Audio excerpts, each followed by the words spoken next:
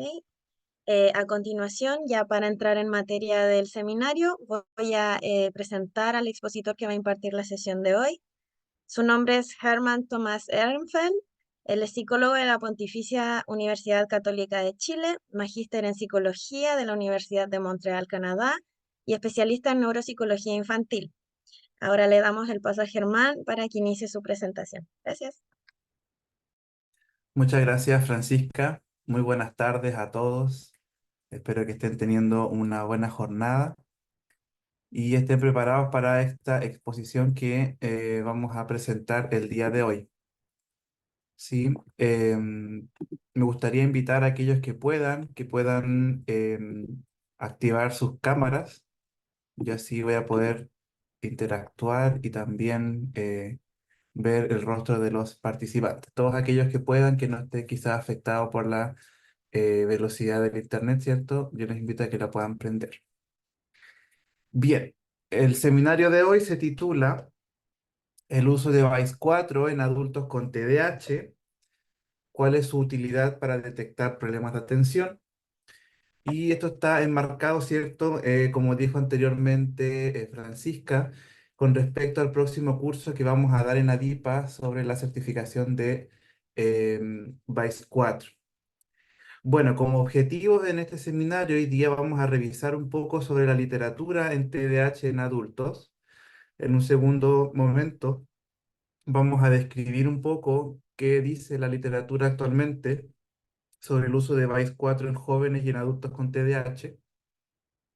Y posteriormente, para finalizar, hablaremos un poco sobre usos o recomendaciones que podemos derivar de la revisión de la literatura para emplear con personas con TDAH.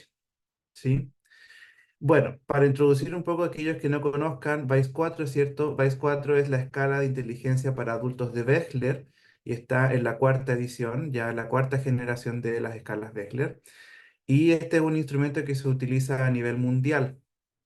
Y tenemos la suerte, ¿cierto?, de que en Chile esté baremado y esté estandarizado en nuestra población.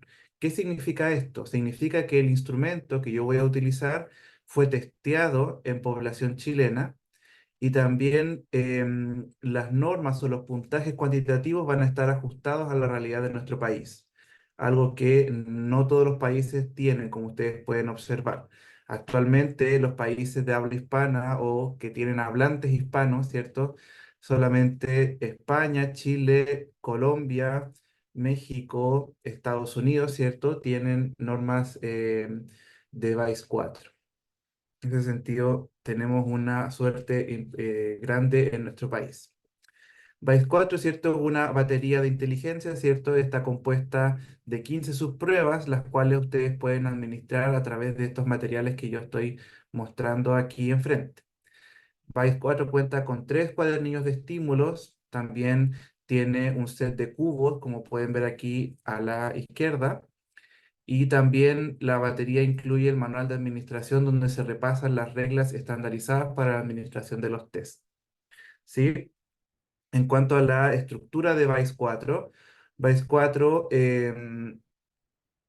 tiene la puntuación a escala completa o para calcular el CI total, que se utiliza 10 subpruebas.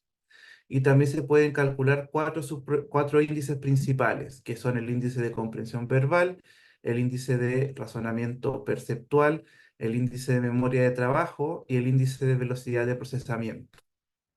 El índice de comprensión verbal es una medida de las habilidades verbales, particularmente la capacidad de elaborar una respuesta, de poder em, medir, ¿cierto?, la capacidad de evocar conocimiento ya almacenado y definir conceptos. El índice de razonamiento perceptual, por otra parte, implica todo el proceso de utilización de la información visual, ya sea desde lo visoperceptual o desde el razonamiento abstracto, para la resolución de problemas, ¿ya?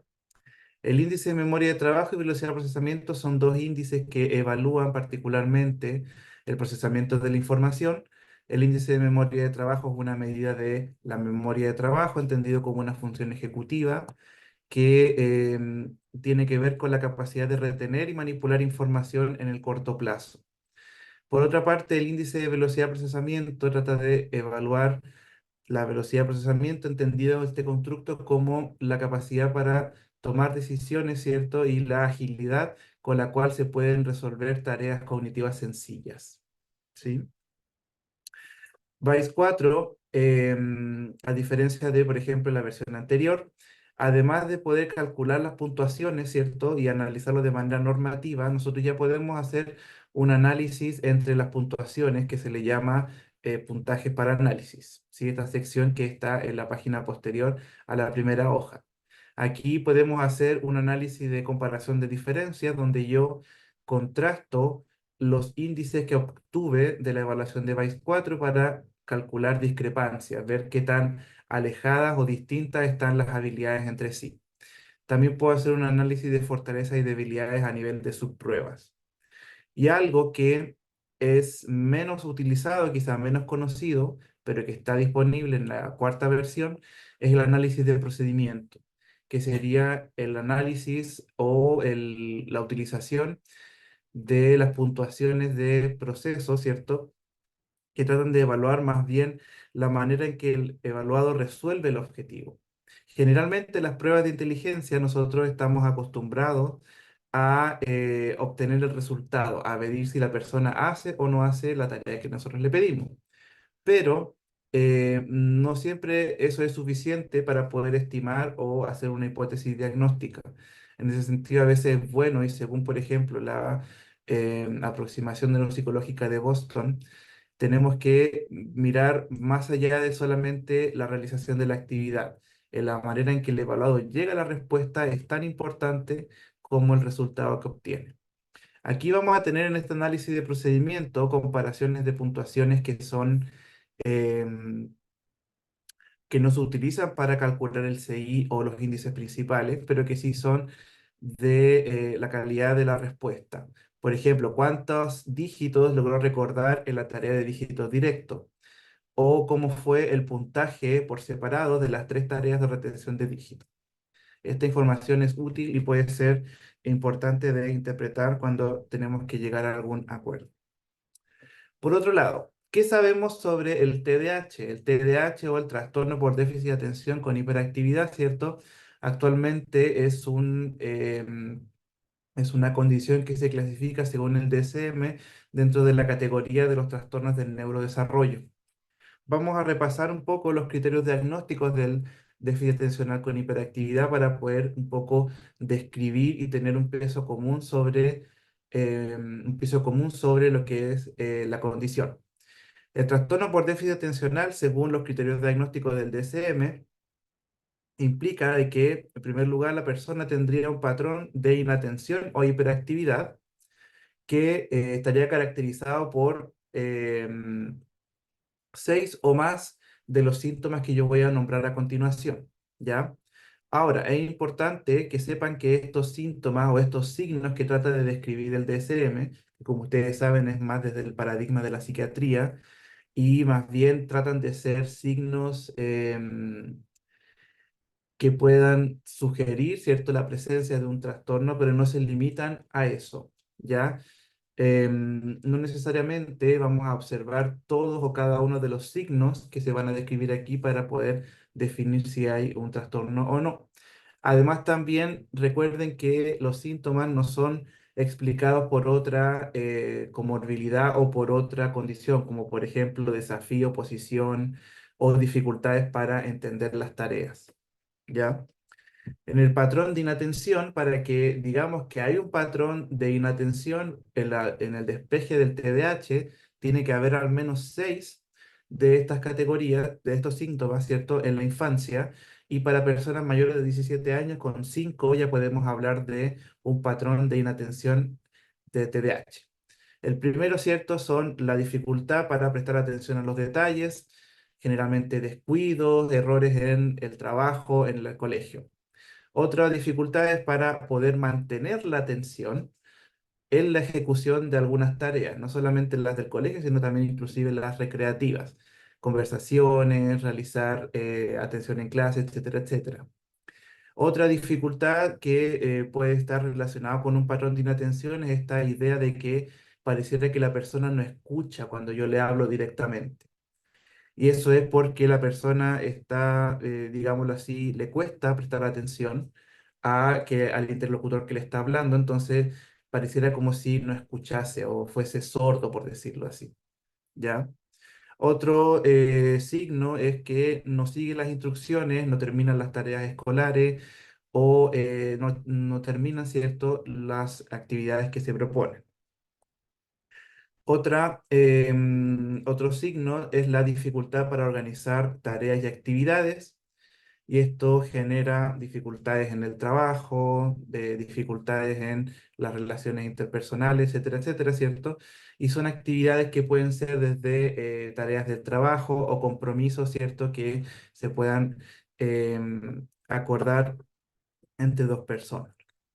También otra dificultad que tiene el patrón de inatención es que le disgusta o se muestra poco entusiasta para iniciar tareas nuevas o tareas que requieran un esfuerzo sostenido en el tiempo. Aquí quizás podemos hablar mucho sobre la procrastinación, por ejemplo. Otro signo es que se le pierden las cosas, se le pierden objetos o pierde elementos necesarios para poder hacer actividades. Se le pierden las llaves, se les pierden las hojas, los cuadernos, los libros, etcétera, etcétera.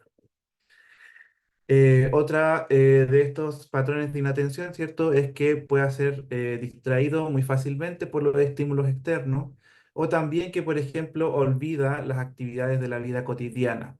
Esto incluyendo tareas o responsabilidades que tiene que hacer o inclusive tareas que tiene que pensado hacer en el futuro. ¿Ya? Entonces, con 6 de estos o más, ¿cierto? En los adultos 5, yo puedo decir que hay un patrón de inatención emergente, ¿ya? Sin embargo, recuerden que este patrón puede ser de inatención y o de hiperactividad. Esto es importante. Vamos a ver que el TDAH se puede presentar de manera inatenta con el patrón que vimos anteriormente o con el patrón de hiperactividad que yo voy a explicar ahora o inclusive se puede presentar en conjunto, y esos son los TDAH de presentación combinada, ¿ya? Para el patrón de hiperactividad e impulsividad, ¿cierto? Uno de los signos es que la persona con frecuencia golpea las manos o los pies, ¿cierto? O tiene esta inquietud motora. También tiende a levantarse de la silla en situaciones en donde se espera que esté sentado, corretea o trepa, por ejemplo, en lugares donde no son acordados. Esto quizás más en los niños, ¿cierto? Como por ejemplo esto de subirse a los árboles, subirse al techo. Pero por ejemplo ya en adolescentes o adultos esto radica más en la inquietud motora, en no poder estar tranquilo. Otro aspecto importante también es que no logran hacer actividades de recreación de manera tranquila. Siempre están inquietos aún en este tipo de tareas de relajación, por decirlo así. También otro de los signos que tiene este patrón de impulsividad o hiperactividad es que la persona está constantemente ocupada o, digámoslo así, está siempre en piloto automático, está siempre haciendo muchas cosas al mismo tiempo y no es capaz de poder estar de reposo, tranquilo, ¿cierto? O hacer actividades que impliquen una pausa. Tienden también a hablar excesivamente, ¿cierto? La verborrea, ¿cierto? O hablar constantemente de las cosas que piensan o responden también. Y también tienden a interrumpir en la conversación cuando alguien les hace una pregunta. ¿Ya? No respetan los turnos de conversación, terminan las frases de otro. También otras veces se observa que les cuesta esperar su turno o también o interrumpe a los demás o se mete o se inmiscuye en actividades que no son directamente de él. ¿Ya? Bueno, recordemos que ese es el criterio A y para que tengamos un trastorno de déficit atencional con hiperactividad se tienen que dar el resto de los criterios. ¿Cuáles son estos? El criterio B hace referencia de que este patrón, que puede ser inatento, hiperactivo, impulsivo o combinado, tiene que presentarse antes de los 12 años, tiene que estar también presente en más de dos contextos. Esto es importante porque, por ejemplo, yo no puedo sugerir un trastorno de TDAH, ¿cierto? Si es que solamente yo observo que el evaluado se comporta así en el trabajo. Y si, por ejemplo, vemos que en casa es una persona completamente distinta y está tranquila, ¿cierto? No significa de que haya una condición, sino que más bien esa conducta expresada en ese contexto puede estar em, afectada por otros factores. Quizás, por ejemplo, un mal ambiente de trabajo o quizás estrés escolar, etcétera, etcétera, puede hacer que tenga estas conductas de inatención, hiperactividad, ¿cierto? En la escuela o en el trabajo y a lo mejor en casa se comporta totalmente diferente. Entonces tiene que estar en dos contextos o más, ¿ya? Y en dos contextos o más puede ser escuela, hogar, relaciones interpersonales, también en otras actividades, iglesia, club de deporte, etcétera, etcétera. También otro aspecto importante es que estas dificultades tienen que claramente generar una interferencia o afectar realmente el funcionamiento social, académico o laboral de alguna persona, ¿ya? O sea, las afectaciones deben ser tales que, digámoslo así, son reales y evidentes, son ineludibles, ¿ya? Y otro, y el último criterio que tiene que ver con el diagnóstico diferencial. Estas dificultades no tienen que ser mejor explicadas por la presencia de algún otro trastorno, como por ejemplo la esquizofrenia, otro trastorno psicótico de la línea del espectro de la psicosis, o trastorno mental, como por ejemplo trastorno del ánimo, trastorno de ansiedad, trastorno disociativo, personalidad, abuso de sustancias, o trastornos del ánimo. ¿Sí? Entonces, si tenemos estos 6 criterios, ¿cierto?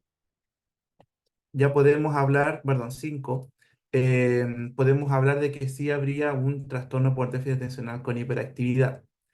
Ahora, cuando el médico, ¿cierto?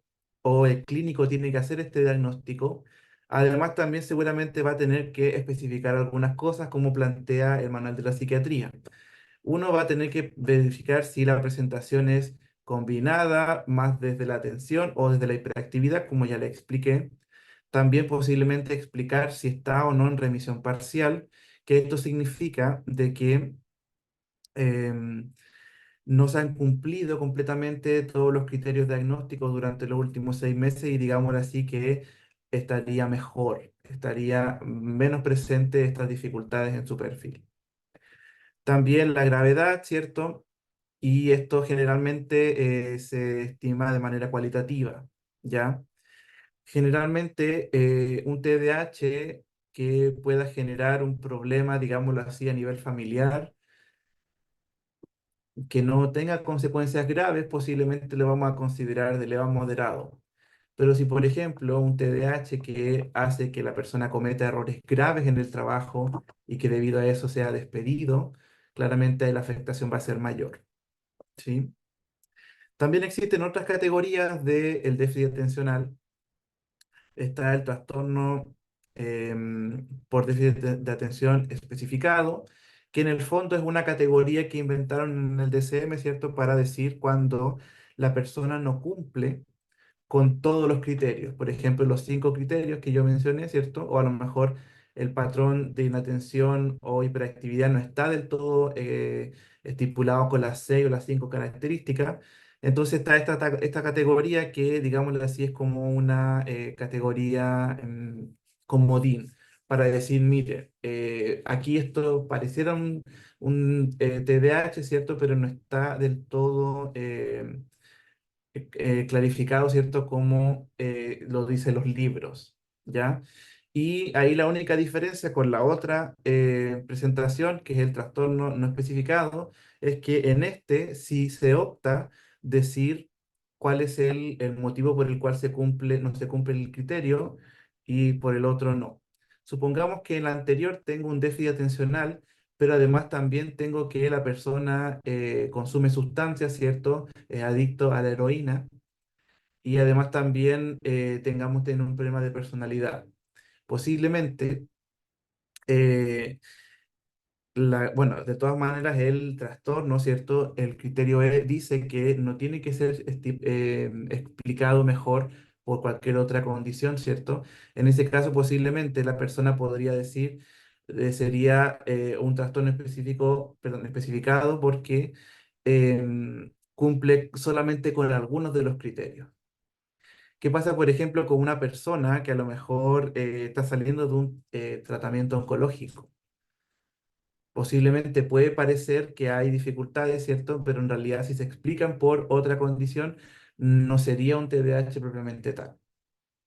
Y bueno, la otra condición sería, ¿cierto? Hablar de que sea un TDAH no especificado, ¿cierto? Donde no se dice la razón. Bueno, aquí yo quiero contarles algo muy, así como muy en la práctica que yo he aprendido.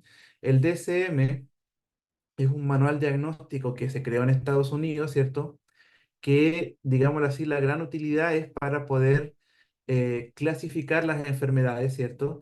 Y para que el sistema de salud de Estados Unidos sepa de qué enfermedad se está hablando, ¿ya? Entonces, casi como que es para, uno, clasificar los trastornos mentales, ¿cierto? Pero también cumple un poco la función de establecer etiquetas que los aseguradoras van a utilizar para verificar la cobertura o no de servicios, etcétera, etcétera. Entonces, ¿qué pasa? Estas clasificaciones no tenemos que verlas desde un punto de vista rígido o, digámoslo así, completamente exhaustivas, ¿ya? Por eso es que también existen estas categorías que no especificados y especificados, ¿ya? Ahora, una pregunta que yo hago siempre a los estudiantes cuando hablamos sobre las pruebas de inteligencia. ¿Una prueba de inteligencia puede ayudar o puede sustentar el diagnóstico de TDAH? La respuesta correcta es que no puede. ¿Por qué razón? Porque la prueba de inteligencia solamente trata de evaluar las funciones cognitivas generales, las habilidades cognitivas generales, perdón. Y como podemos ver, hay muchos signos o síntomas del TDAH que se observan más desde manera clínica, desde la observación y desde el reporte de un otro clínico. Eso una prueba de inteligencia no lo va a mencionar. Pero una persona con TDAH puede ser beneficiado por la evaluación de inteligencia que se le haga con un instrumento como WISE 4. Sí, totalmente. Entonces, en ese sentido, es importante que sepan que el WISE 4 no se utilizaría para consolidar un diagnóstico de TDAH, simplemente es más bien para poder obtener un perfil de fortalezas y debilidades que pueda intervenir, que pueda, perdón, fomentar una intervención. ¿Ya? Hablemos un poquito ahora sobre el TDAH en la población adulta.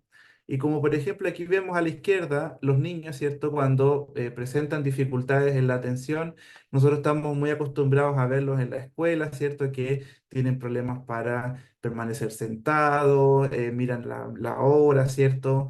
Se preocupan y dicen, ¿por qué tengo que estar aquí encerrado, ¿cierto? Pero, ¿qué pasa en la adultez?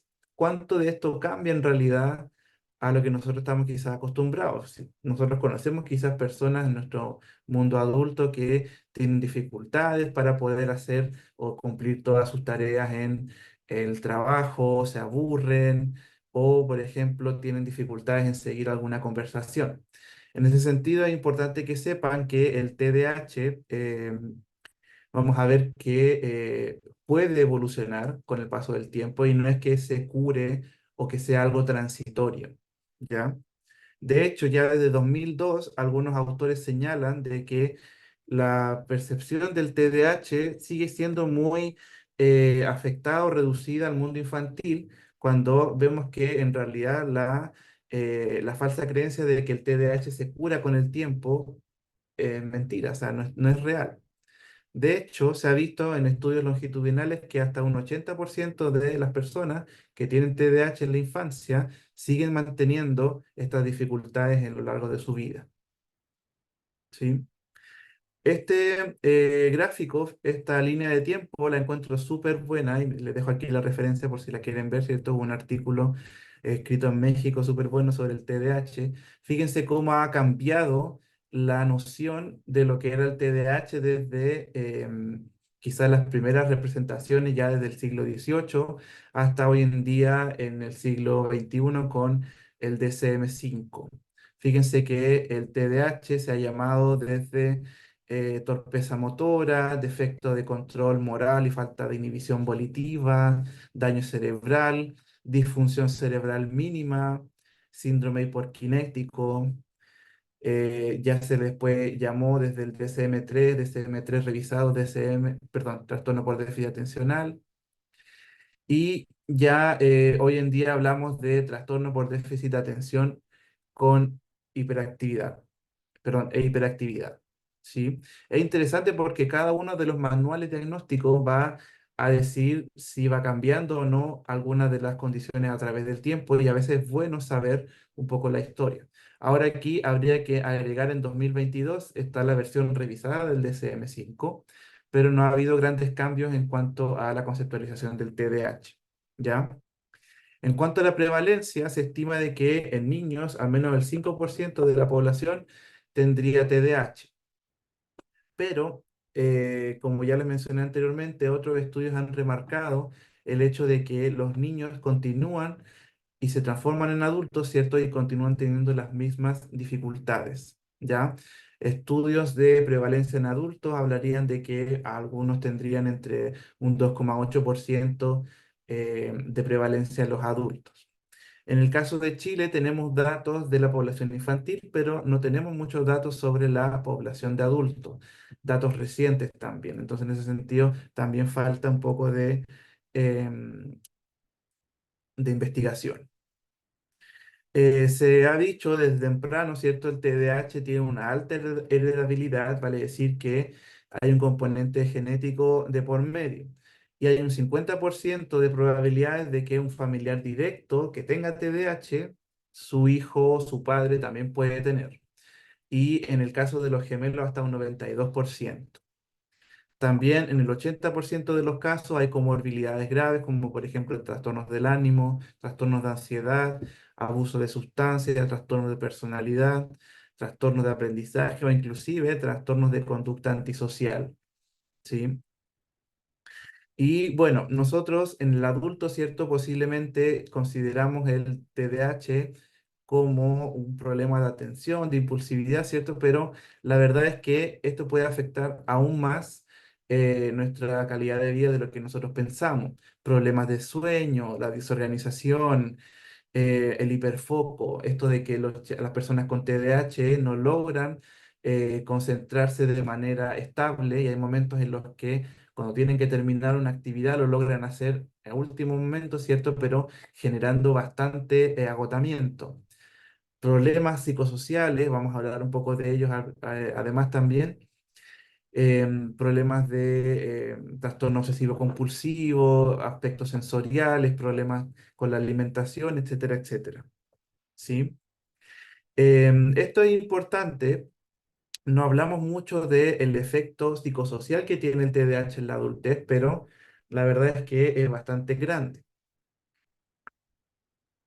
Desde dificultades para rendir en los contextos, cambios de humor, problemas psicológicos, también esto va a afectar en las relaciones interpersonales, ¿cierto? E inclusive también en el contexto laboral.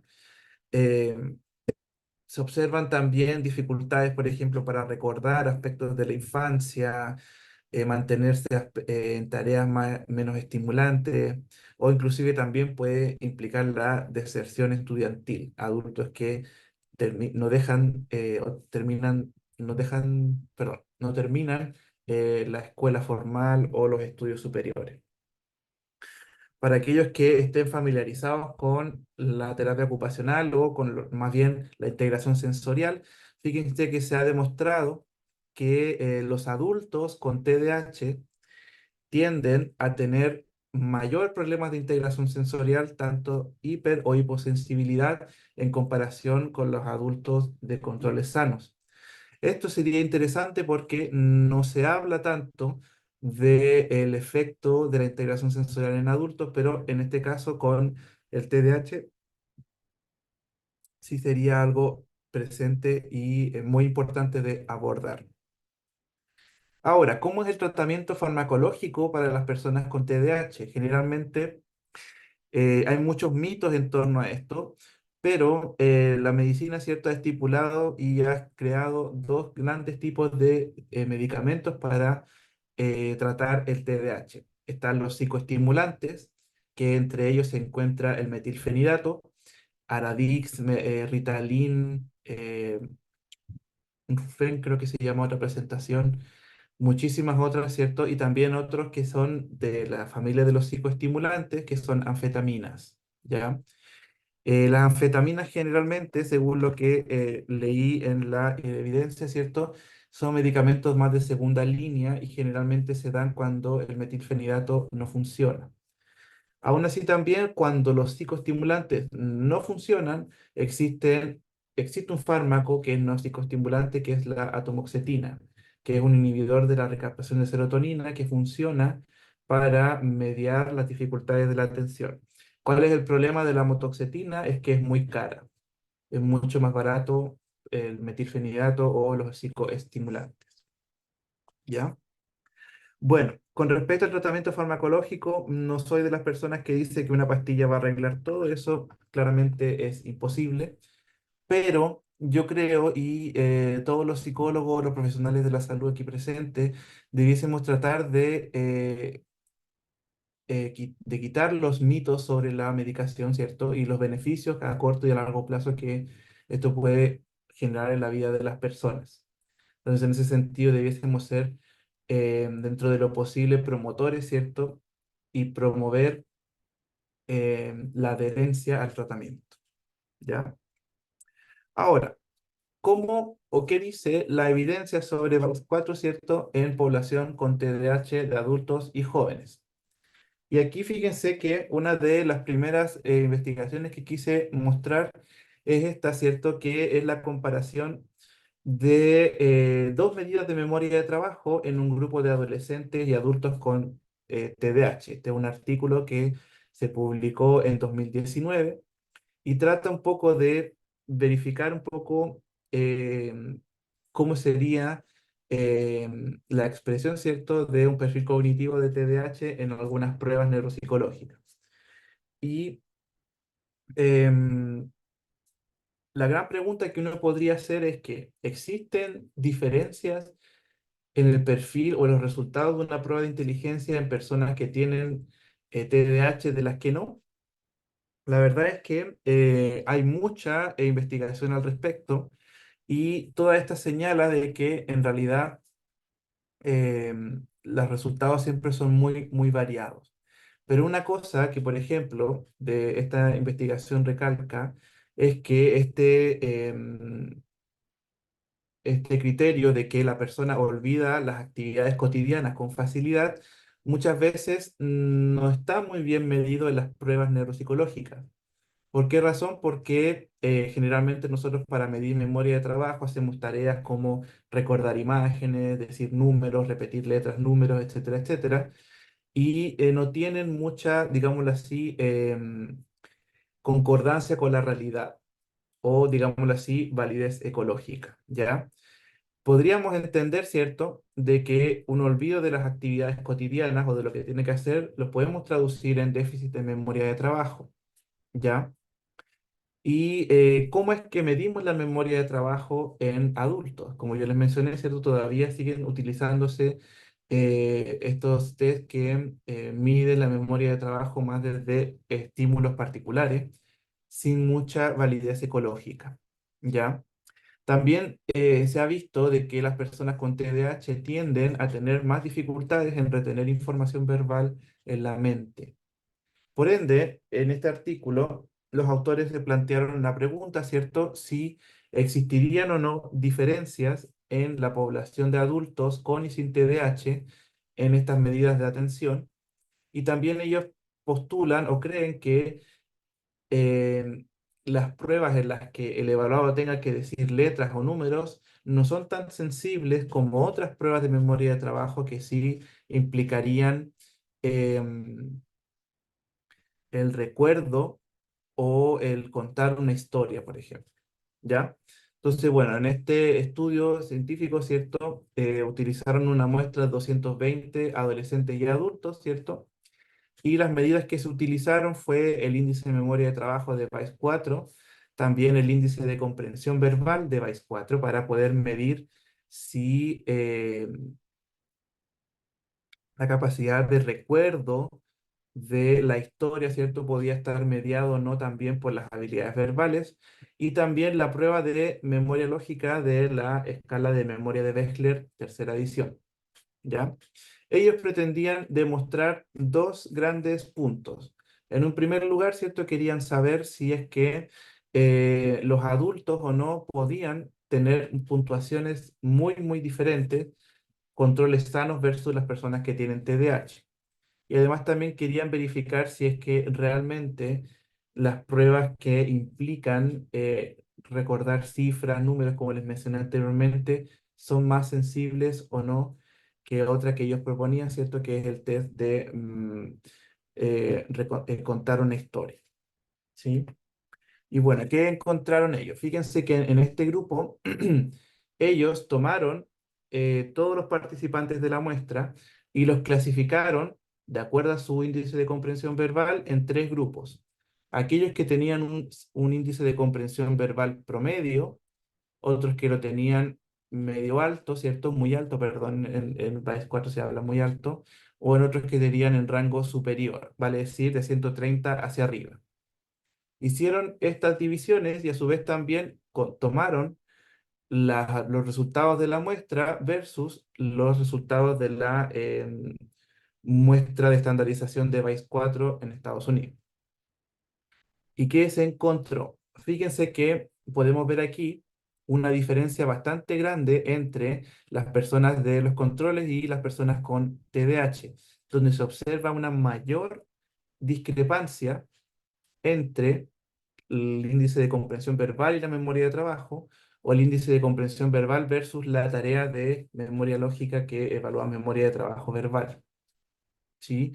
Y fíjense que esta tendencia se dio en todos los grupos, sin importar eh, el nivel en la habilidad verbal, ¿sí? Entonces, bueno, con este primer estudio, ¿cierto? Ellos pudieron demostrar sus hipótesis, ¿cierto? Primero vieron que los adultos y las personas con TDAH tenían puntuaciones más bajas en tareas de memoria de trabajo verbal en comparación a las personas que no tenían TDAH. Esto es un aspecto importante a quizás a tomar en cuenta. También se consideró y se percataron de que entre las dos tareas, la tarea de retención de dígitos y la tarea de secuenciación de letras números versus la tarea de escuchar una historia y contar los detalles de ella, repetirla, ¿cierto? Al parecer, la tarea más difícil para esta población con TDAH era el contar la historia. Por ende, ellos sugieren que posiblemente las tareas de memoria de trabajo que son de manipulación o de repetición de cifras, letras o números, son menos sensibles que esta otra tarea de, recontar una historia, ¿ya?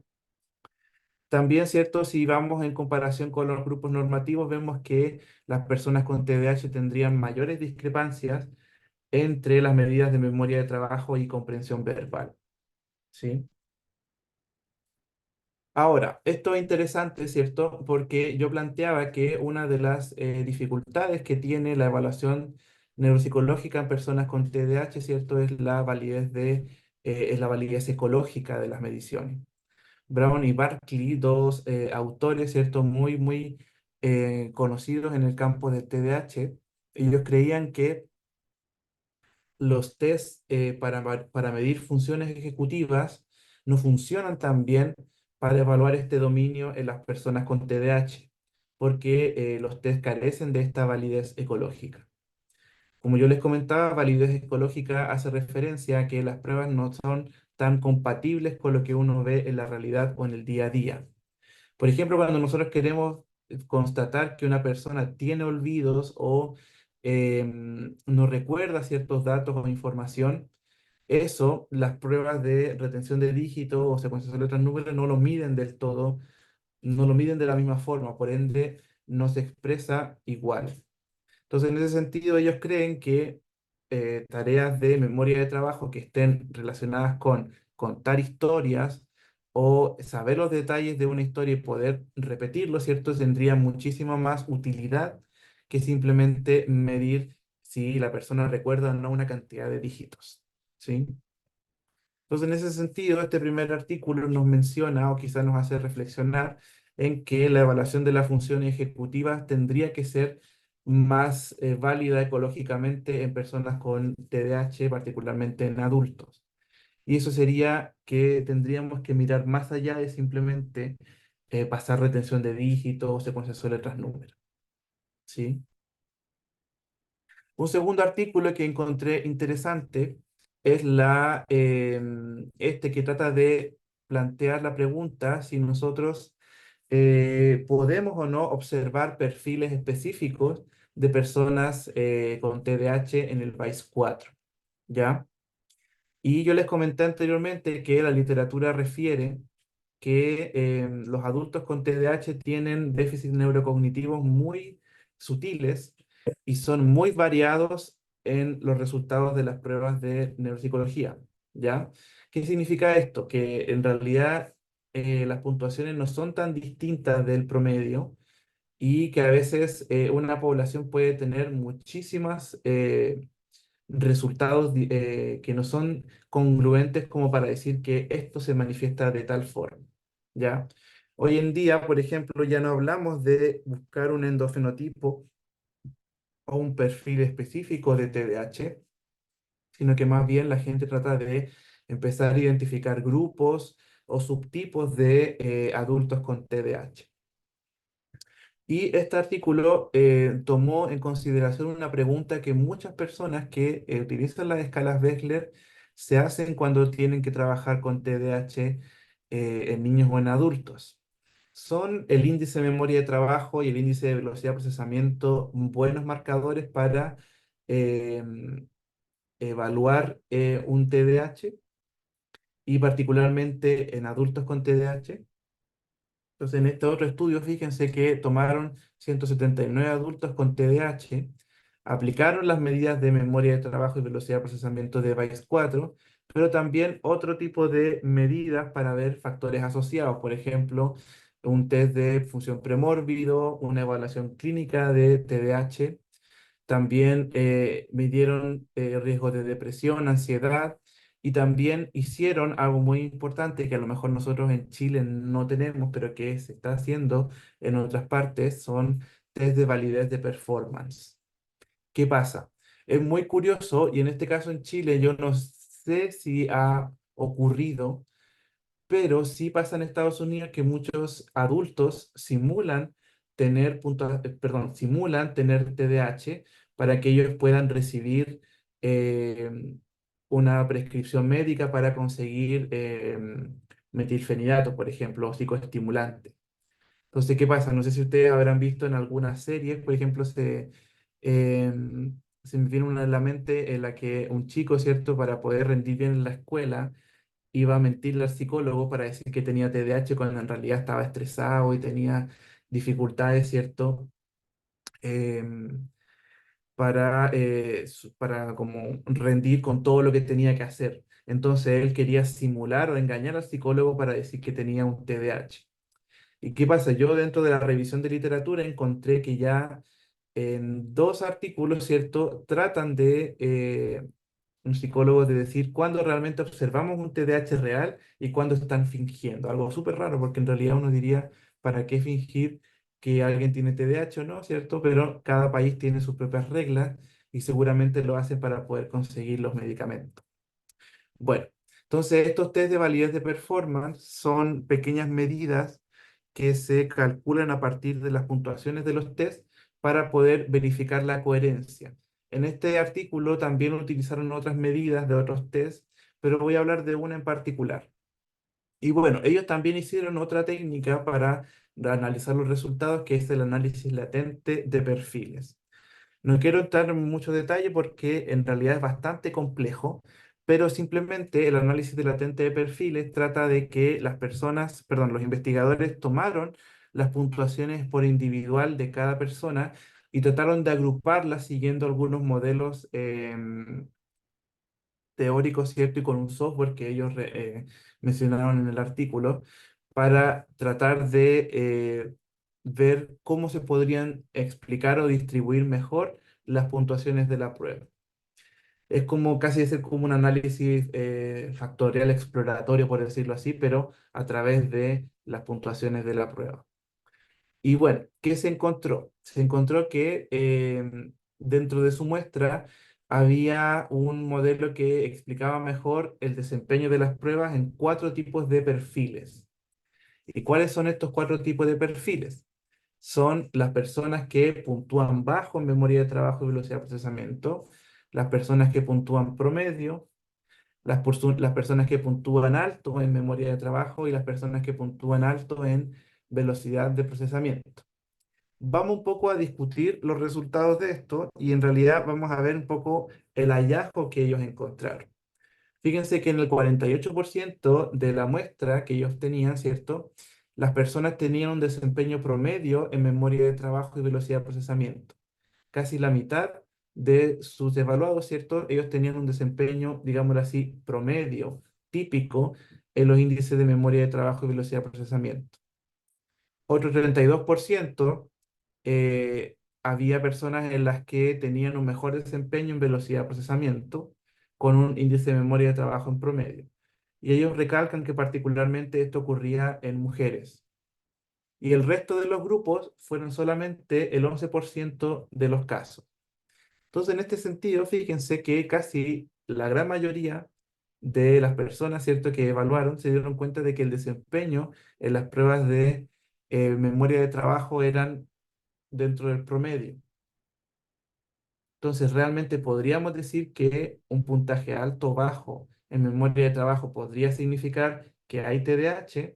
Este estudio dice que no, ¿ya?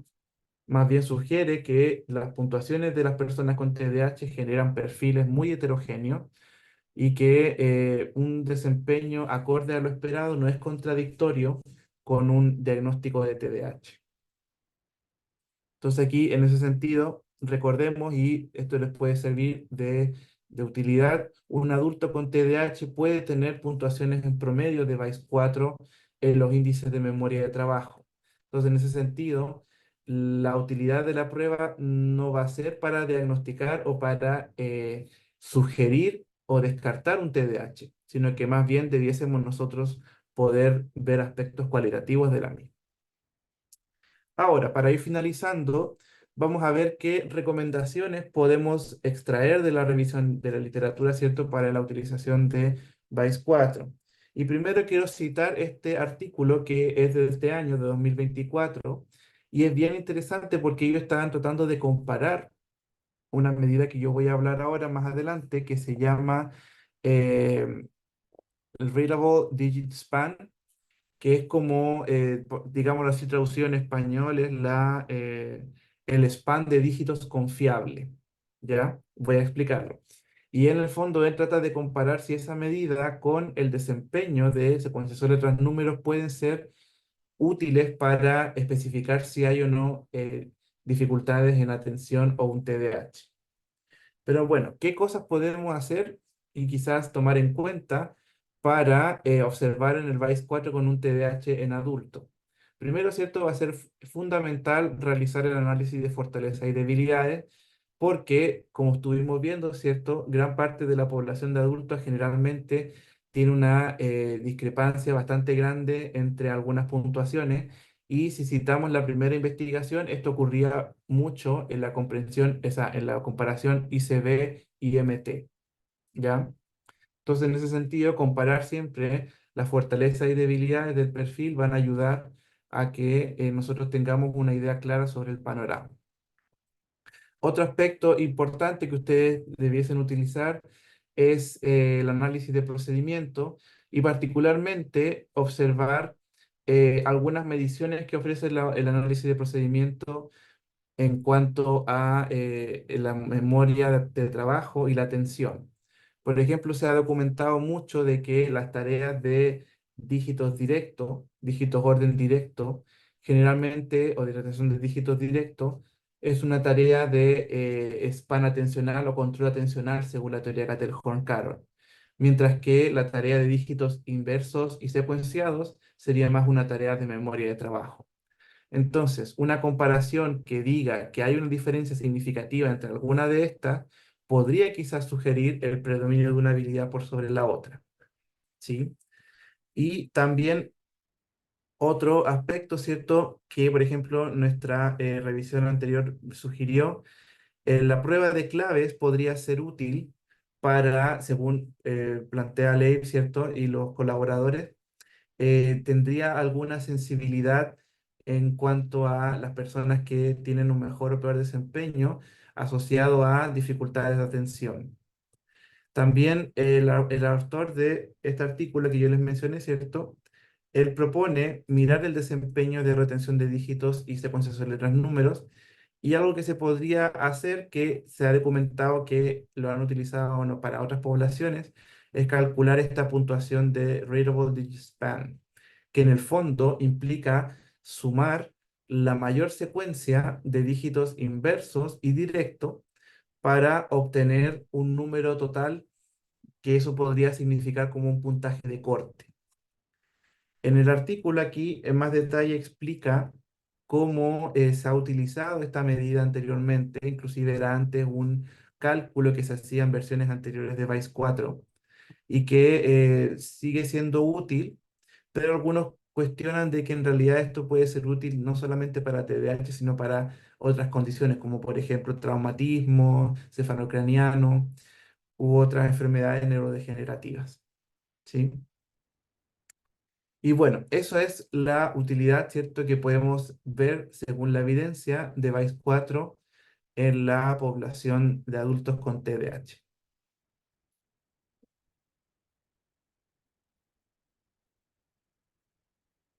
Le doy el pase de Francisca. Em, si hay alguna duda, que levanten la mano para activarles el micrófono.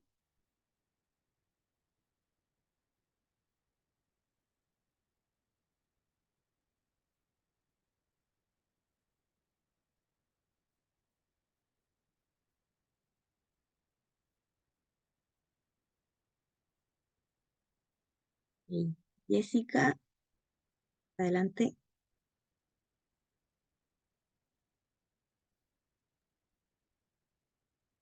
¿Aló? Hola, Hola, hola. ¿me escuchan? Sí. Sí, ya, les cuento. Yo tengo 43 años y estoy diagnosticada desde los 27 con TDAH. Entonces me ha costado mucho enfrentarme al mundo adulto porque cuando me diagnosticaron era poco conocido. Tenía muchos problemas en las relaciones interpersonales. Quería preguntar qué relación o si es que puede haber una error de diagnóstico cuando tienes un TDAH y te diagnostican trastornos del ánimo por las depresiones que a veces ocurren por este tema de ser distraído, por el tema que si no estáis medicado estáis súper estresados, por este tema que socialmente sientes que no encajas, no cumple los parámetros que se esperan de una persona de 40 años. Entonces el error de diagnóstico,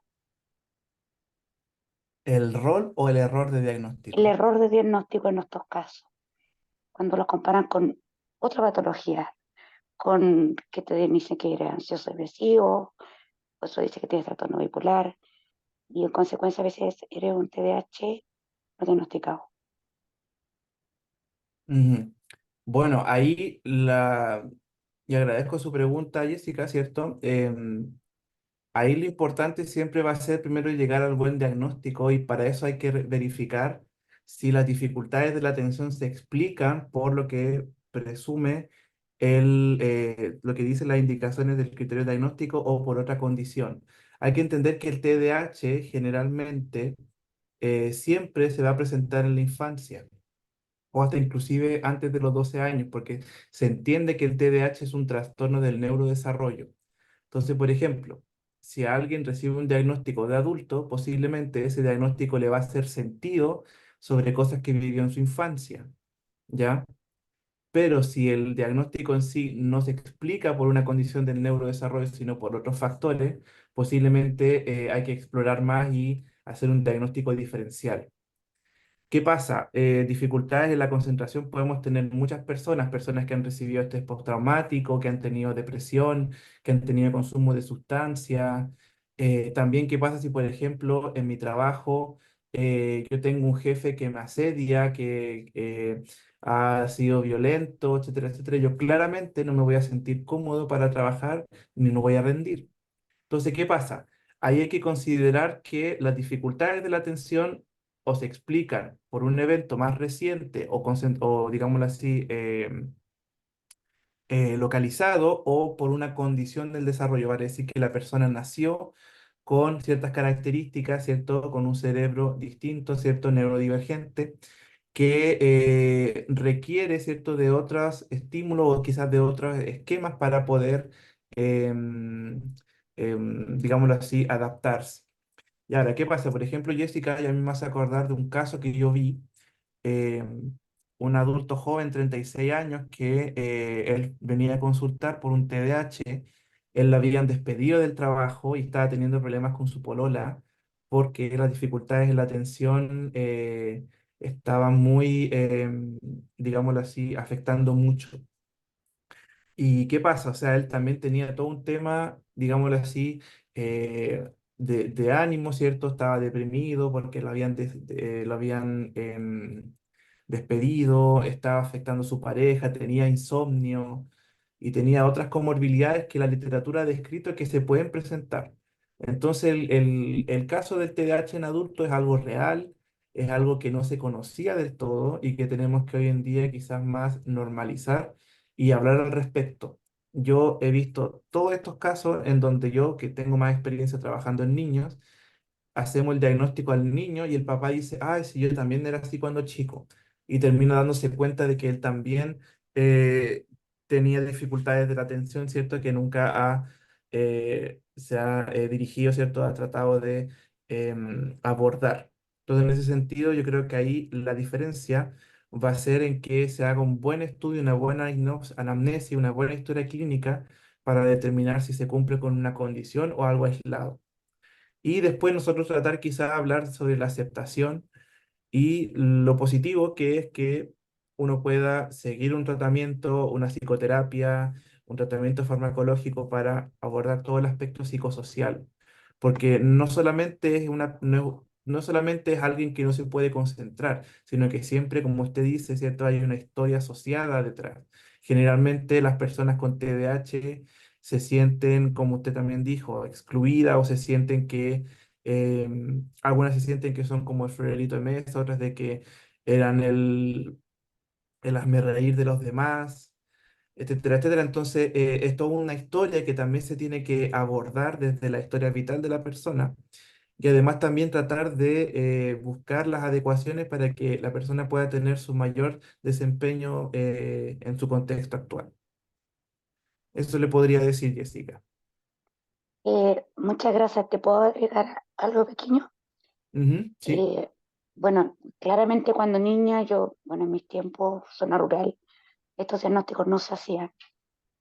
La corrección básicamente era en base a la violencia y era muy hiperactiva. Recuerdo que todo lo botaba, todo se caía. Todo lo que llegaba a mi mano se moría, digamos. Eh, Ujú, en la escuela pasaba bajo la silla, me caía constantemente, pero fui corregida en base a la violencia. Entonces eso provocó un historial depresivo en la adultez. Tuvo como una réplica. Hasta que llego a la universidad y yo era distinta, era hiperactiva, me aburría, pero me iba bien. Pero llegó un momento en que todo esto de ser distinto, me encuentro que la gente no lo esperaba. Y ahí empiezo a encerrarme y no, ya dejo la hiperactividad y empiezan los cuadros depresivos. Entonces sí se manifiesta la adultez, ya posteriormente a los 30 años. claro. Sin duda ahí una situación bastante compleja que usted nos cuenta ahí, que la verdad, como usted dice, o sea, se hablaba tan poco del TDAH y después cuando ya se empezó a hablar, la gente empezó a decir, no, pero es que ahora se está sobrediagnosticando. Y la verdad que hay historias, ¿cierto? Que en realidad ahora, con los conocimientos nuevos y con la visión más desde la neurodivergencia, ¿cierto? Y podríamos abordar distinto. Así que en ese sentido espero que quizás estos conocimientos que te escucho hoy día le puedan servir. Y además también si usted necesita ayuda profesional, ¿cierto? En Chile hay muchos psicólogos, ¿cierto? Y muchos profesionales que pueden abordar un caso, ¿cierto? De TDAH de adulto. Hoy día se está hablando harto y se está normalizando más, ¿ya? Y además también que pueda quizás usted abordar desde múltiples facetas. Generalmente siempre el abordaje multidisciplinario es mejor, ¿ya? Y sobre todo si, por ejemplo, un adulto hoy en día siente que es más inquieto, puede ser quizás también de que hay un tema sensorial de por medio. O sea, inclusive ahora la integración sensorial que solamente se veía que era algo de niños, hoy en día ya vemos que también los adultos también requieren de evaluaciones para que puedan regular esa área. Yo ahí soy menos experto, pero lo que sí yo puedo decir es que la evidencia menciona que los adultos con TDAH tienen dificultades en la integración sensorial que se tienen que investigar y profundizar. ¿Sí? Eso. Ahí le Muchas doy, gracias por escuchar. sí, no, no hay de qué. Y le deseo mucho éxito. ¿Sí? Francisca, Bueno, usted le doy la soy palabra. abogado con TDAH. Mm, Cumplir con la estructura es más cansador. sí, totalmente. Hay algunos ambientes que son más o menos rígidos, permiten más o menos em, estructura. Yo le insisto, si usted cree que necesita quizá al contactar a algún profesional, hoy en día hay muchos psicólogos que están abordando el TDAH adulto con una mirada que puede ser muy útil para cualquiera. ¿Sí? Así que eso, muchos ánimos y gracias por su pregunta. Hay algunas preguntas en el chat. Kim Violeta dice, hola, me gustaría saber qué profesional puede utilizar esta pauta de evaluación y qué otras evaluaciones podría recomendar para evaluar un adulto. Ya, perfecto. Bueno, las escalas de inteligencia. El sistema de salud chileno, ¿cierto?, reconoce al psicólogo como el único profesional eh, para administrarlas, ¿ya? Yo particularmente sostengo esa idea también por el hecho de que una evaluación intelectual requiere una persona que tenga conocimientos en psicología evolutiva, psicometría, psicología del desarrollo, psicología social, porque con nosotros sabemos la inteligencia sigue siendo un constructo que nosotros hemos inventado que en realidad no podemos aislar o reconocer en la naturaleza, ¿cierto? Y hablar de ella, ¿cierto? Es más que simplemente pasar una prueba. Entonces, en ese sentido, yo recomiendo que lo haga un psicólogo solamente. Y ahora, ¿qué otras evaluaciones podría recomendar? Bueno, hace poquito hablamos sobre una prueba, déjeme buscar el nombre.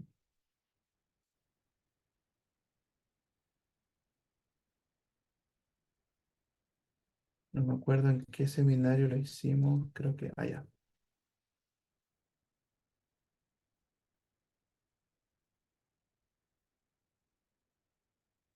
Hay una prueba que se llama la escala para evaluación del trastorno por déficit atencional con hiperactividad. Es una escala que se hizo en España, pero que tiene baremos chilenos. Em, Esa es una escala que se utiliza para evaluar sintomatología.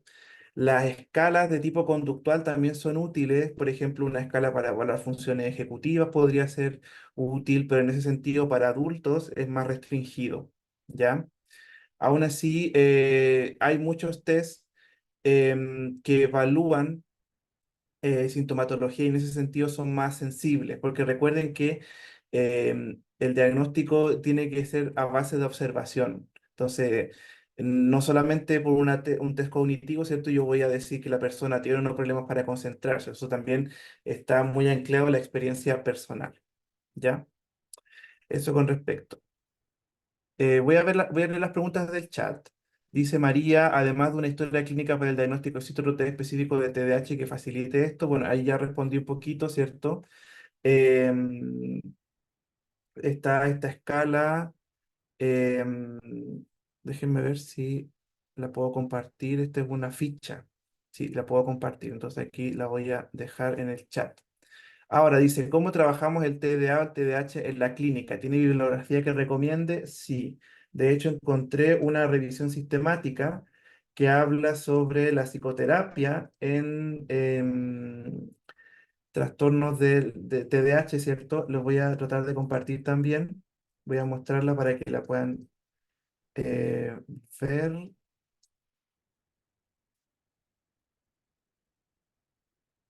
No, esta no es. Tampoco.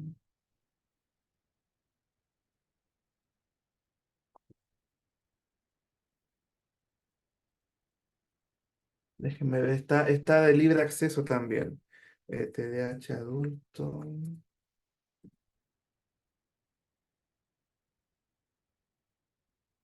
Ya, aquí la voy a compartir y les voy a mandar el link por el chat. Qué importante en cualquier, digámoslo así, en cualquier intervención que haya evidencia, ¿ya? Y bueno, ¿qué pasa? Estas revisiones sistemáticas buscan mirar cuál es la tecnología, perdón, digámoslo así, lo que se ha demostrado que funciona. Y particularmente, es cierto, aquí han hablado de que el mindfulness, la terapia cognitivo-conductual ha sido utilizada, también la terapia conductual dialéctica.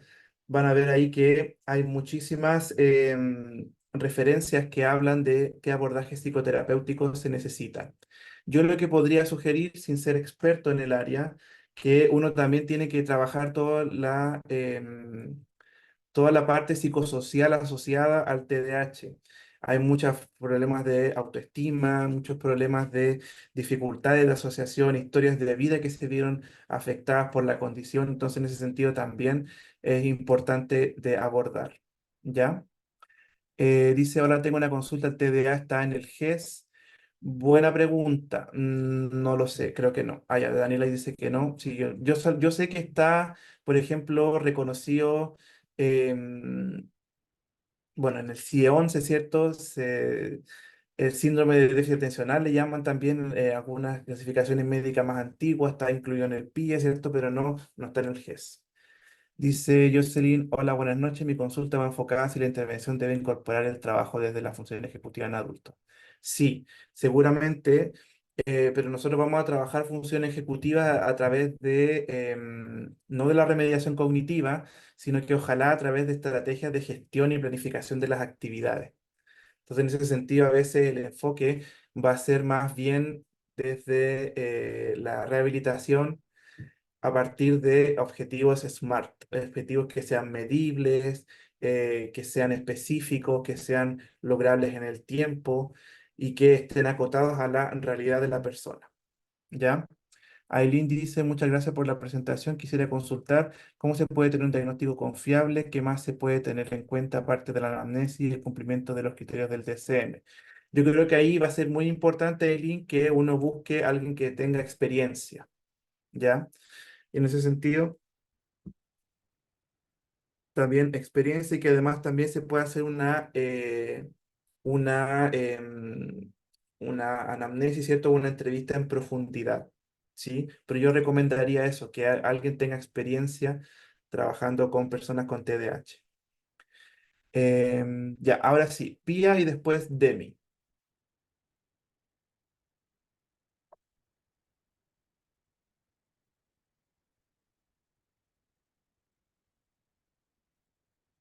¿Cuál? Sí, adelante, Pia.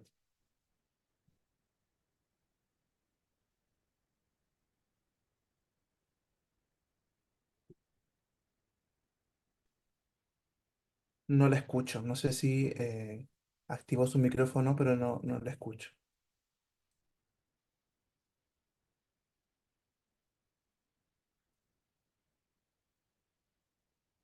Si gusta, puede escribir su pregunta también.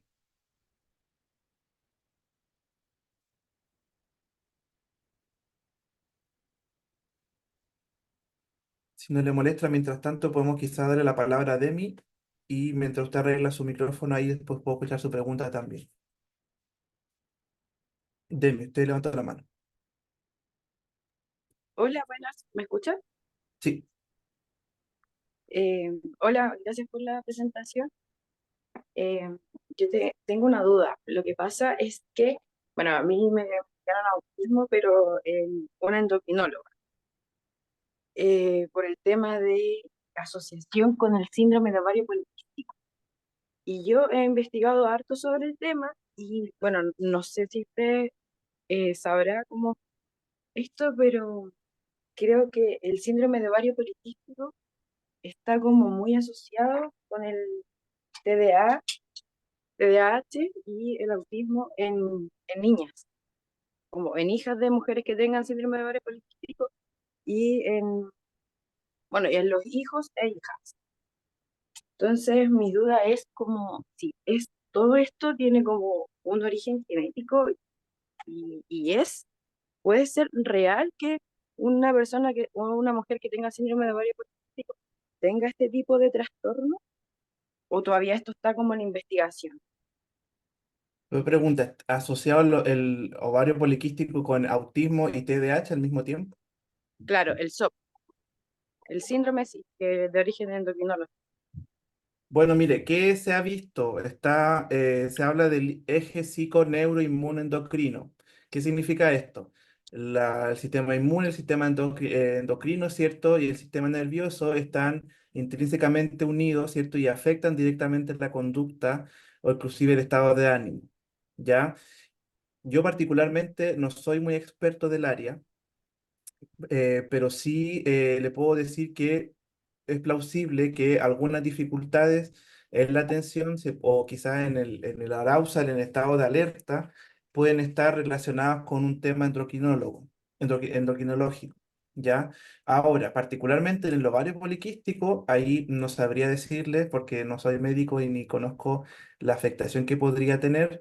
Yo le recomiendo de todas formas, si a usted le dieron un diagnóstico de autismo o de TDAH y duda al respecto, consulte con un especialista, puede ser un psiquiatra, un neurólogo, y si, por ejemplo, ellos derivan a hacer una evaluación para hablar de autismo, por ejemplo, eso sí, ya después tendría que hacerlo con un instrumento o con algo que esté especificado para el autismo.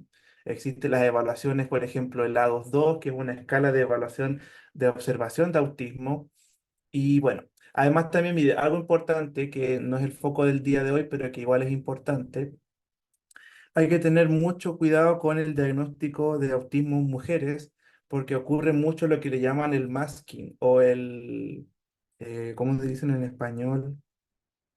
Bueno, pero en inglés le llaman masking, que en el fondo el autismo en mujeres es más difícil de diagnosticar porque particularmente la sintomatología o generalmente siempre se ve desde la perspectiva del género masculino. Entonces las mujeres que tienen autismo posiblemente expresan de manera distinta y yo sí le podría decir que eh, es mucho más complejo de que simplemente alguien lo vea con pocas horas, se necesita un estudio más en profundidad, ¿ya? Entonces en ese sentido yo le sugiero que si necesita consulte, ¿sí? Y por todo, si usted tiene la duda sobre el TDAH o el autismo, hay muchas profesionales que trabajan en autismo que además también tienen una perspectiva de género que le pueden ayudar.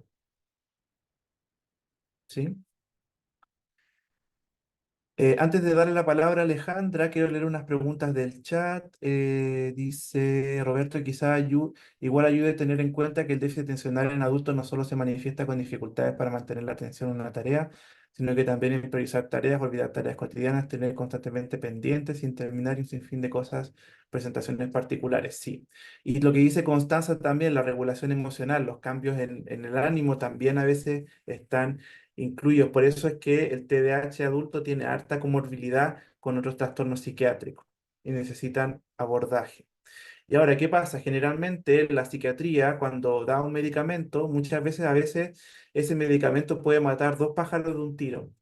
Puede valorar la concentración y además también aumentar el tema del ánimo. Entonces, por eso es bueno tratar un tratamiento farmacológico. ¿Ya? Las normas que aparecen en el PDF que se compartió son normas chilenas o españolas, muchas gracias. No, no, ese es el español. El estudio chileno, déjenme ver dónde está. Déjenme, lo voy a tratar de compartir aquí. También todo esto está en en un seminario que hicimos de ADIPA, que hice yo, particularmente para el diplomado de psicodiagnóstico que nosotros dirigimos también. Entonces, en ese sentido, si le interesa, puede buscar también em, ese seminario. Aquí está el artículo que menciona la estandarización en Chile. ¿Ya? Em, Dice Florencia, tengo dos preguntas. El VAIS entonces pues, serviría para poder trabajar el diagnóstico, puede abordar un poco más sobre el tratamiento del inhibidor de captación de serotonina. No, la verdad es que VAIS no serviría mucho para eso. Si nosotros queremos abordar las dificultades del TDAH, eso lo tenemos que hacer más desde la clínica. Entonces sería más bien una evaluación de las dificultades de la afectación del TDAH en la cotidianidad del día a día y uno tendría que abordar ciertas dificultades quizás en planificación, organización, en los contextos en los que ocurren estas dificultades. Ya, entonces, por ejemplo, si uno quiere hacer una intervención, posiblemente va a tener que trabajar las dificultades para la concentración a medida que yo trabajo, a medida que yo estoy estudiando, en la medida que yo llego a la casa, y hacer quizás adecuaciones, modificaciones que estén realmente relacionadas con el contexto actual. ¿Ya? Generalmente, si nosotros pensamos que los test sirven para intervenir, estaríamos más bien hablando de tratar de entrenar alguna habilidad cognitiva y eso no necesariamente tiene mucho éxito en tratar los verdaderos déficits que puede producir el déficit atencional. ¿Ya? Eso ya. Voy a cerrar el chat y voy a responder las dos últimas preguntas de Alejandra y Eileen. Alejandra. Hola, buenas noches. Agradecer el espacio. Eh, yo trabajo en un centro de salud mental comunitario. ¿Me escucha? Sí. Ya. Y claramente lo que rescato así ante todo, porque ha sido súper constructivo, yo hace mucho rato no aplico psicometría porque estamos más en la parte de terapia y talleres y otros aspectos, pero ahora por diversidad de funciones tengo que aplicar los test más actualizado y en eso obviamente me interesó esta clase.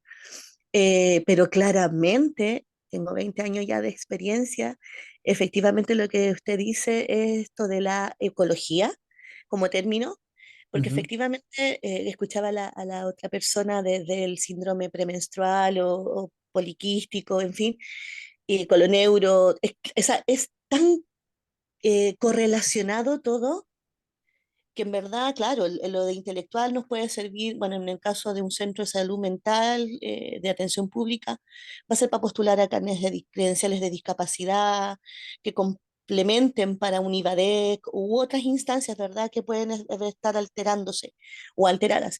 Pero sin embargo, esa persona, no olvidarnos que fue un contexto y es un contexto correlacionado, como bien lo decía usted. Por ejemplo, esa mujer, o sea, la persona que contaba que una mamá haya tenido alguna alteración en su salud mental, efectivamente ya la crianza va a estar afectada, de una u otra forma, a bien, para mal, para sobreinvolucrarse, para omisiones. Entonces, claramente el contexto que va a generar esa dinámica de crianza sí va a afectar en su capacidad retentiva, en su capacidad de aprendizaje. Entonces, a veces, por ejemplo, las mujeres que consultan o te presentan un cuadro GES de depresión, bipolaridad o incluso esquizofrenia, no necesariamente por genética van a constituir sus hijas o sus hijos alguna de estas patologías, pero sí lamentablemente en las fases críticas o en las descompensaciones que hayan tenido o en periodos de no tratamiento, claro, afecta a la crianza, el cómo yo me involucro en las tareas, en el aprendizaje o en la parte de emocionalidad. Entonces, claro, cuando uno va creciendo, si yo ya presento algo de déficit atencional, y me pongo ansiosa, pero también es porque no puedo preguntarle a esta mamá que está afectada, ayúdame en una tarea, o ayúdame a retener, o ayúdame a comprensión de lectura, en fin, a distintas, ¿verdad?, funciones cognitivas, me va a afectar mi aprendizaje, po, mi capacidad. Y no porque uno no tenga la capacidad, sino que hay como deprivaciones, ¿verdad? Que es lo que usted finalmente menciona con lo ecológico. Me gustó mucho ese término, porque finalmente es lo que uno ve el día a día en nuestros pacientes. Y Sí. así hemos también instalado una forma de intervenir, por ejemplo, que es que esa mamá que está con algún cuadro mayor, eh, si tiene algún hijo que esté presentando, porque uno pesquisa igual, alguna dificultad en el colegio, conductual, académica, sea evaluado por el equipo infanto-juvenil, en la medida obviamente que haya agenda, para que se descarte si hay alguna otra situación más eh, de comorbilidad más que solo académico. Pero sí, pues, suele pasar que, por ejemplo, en depresión esa mujer, si está en una depresión mayor, no tiene ánimo de muchas cosas y va con suerte a cumplir, ¿verdad? Que tener el almuerzo, la ropa limpia, que vayan al colegio, pero no está en una conexión de fomentar o mayor en los hijos. Entonces, Ujú. que muchas veces están muy solitarios, o las personas con bipolaridad que estén en una fase crítica, sin fármacos, sin tratamiento, y estén en algo maníaco, o un poquito más alterados y irritables, ese niño aprende también bajo presión, por lo tanto, se desconcentra con facilidad porque es como, me van a retar, o me va a salir mal. Entonces, claro, todo va de la mano porque ese adulto, cuando ya es grande, puede que consulte por ansiedad y claro, se va a ver que su déficit atencional está presente o la hiperactividad o ambas. Y sí, los farmacológicos va a ayudar mucho porque va a regular esa parte ansiosa, el síntoma, para que pueda ahí poder lograr estas estrategias que va a ser súper bueno trabajar profesionales porque el terapeuta ocupacional, la psicóloga con lo emocional, la trabajadora social con un sistema al menos se enfoca, al menos la intención donde yo estoy es apoyar a las personas no solo en un aspecto, sino que en varios. Sin Así que, duda. pero sobre todo esto de lo ecológico, yo quiero dar énfasis porque no quedarnos solo con un test o una prueba, son valiosísimos, pero esa persona con déficit atencional, aunque suene un poco fuerte, termina siendo una secuela de muchos factores que pudieron haber incidido en su capacidad de aprendizaje o de afrontar los niveles de estrés. Muchas Sin duda. gracias. Sí, no, con mucho gusto. Sí, lo importante es abordar el aspecto psicosocial del TDAH. Eso yo creo que es algo que hace falta y se tiene que comunicar más. ¿Sí? Bueno, nos queda poquito tiempo, así que Eileen, dele nomás con su pregunta y después le doy el pase a Francisca. Hola, ¿se me escucha bien? Sí, Primero, muchas gracias por el espacio, ha sido muy provechoso. Y bueno, hay múltiples enfermedades que son tratadas por los médicos que tienen repercusiones a nivel emocional y conductual, que no necesariamente son trastornos mentales. Mi ujú, pregunta va orientada a, como a lo que se te viene a la mente ahora, como qué enfermedades biológicas o indicativos se podrían tener en consideración para descartar un TDAH. Me refiero a enfermedades que se puedan confundir con TDAH.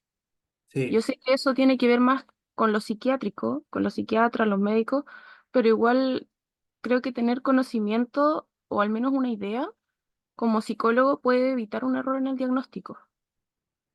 sí. Eso. Por eso es importante separar más bien las condiciones del neurodesarrollo a la respuesta que puede tener a un evento concreto. ¿Ya? Y usted habló de enfermedades, a veces ni siquiera son enfermedades. El estrés, la situación financiera, conflictos de pareja, estrés postraumático, abuso sexual, pueden generar cuadros de ansiedad, quizás depresión, que a su vez pueden parecerse muchas veces a disculpen, parecerse a la presentación de la sintomatología de un TDAH. Entonces, ¿qué pasa? Aquí la clave va a ser de que alguien sepa sobre psicopatología y que sepa mirar el panorama completo. No simplemente la queja de no me puedo concentrar. Ahí en ese sentido va a ser una evaluación mucho más en profundidad lo que se va a necesitar para poder explicarlo. ¿Sí? Sí que eso, bueno, y algo importante que me gustaría mencionar, se ha visto que problemas del sueño, ¿cierto? Se asocian de una talla más o menos baja, un 40%, tienen relación con respecto a las dificultades de la atención. Trastornos del sueño se podrían parecer a las dificultades de un trastorno de atención.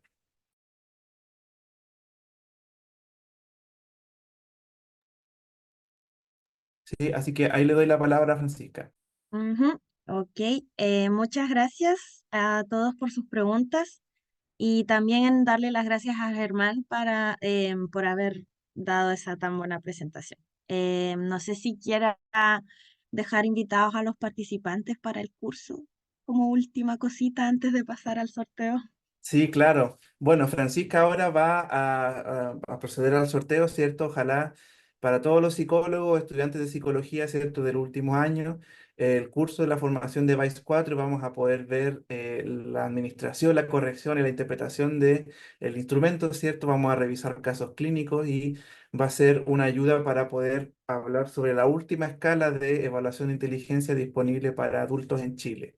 Así que los dejo más que invitados, ¿cierto? A que puedan participar también del curso en caso de que quizá no ganen la beca, ¿cierto? Y lo necesiten, va a estar disponible. Muchas gracias.